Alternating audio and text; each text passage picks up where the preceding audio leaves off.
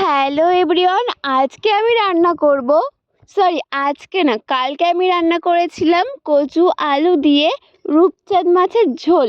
তো দেখো, তার জন্য আমি মাছগুলোকে প্রথমে ভালো করে ভেজে নিয়েছি। তো আরও কিছু মাছ ছিল, সেগুলো আমি দুবার ভাজবো, একবার তো হবে না, তার জন্য আমি দুবার ভেজে নিয়েছি।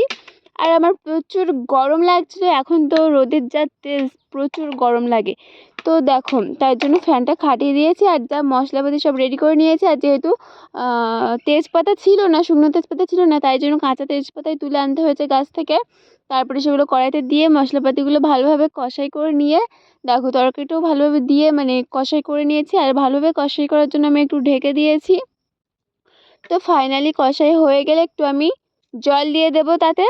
তারপরে দেখো তরকারিটা পুরো হয়ে গিয়েছে।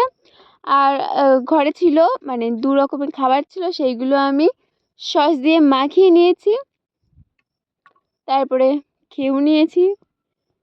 আর প্রচুর গরম লাগছিল, তাই জন্য একটু লেবু জল খেয়েছি। তো আজকের ভিডিওটা এই পর্যন্ত, ভালো লাগলে একটা লাইক করে দেবেন। টাটা।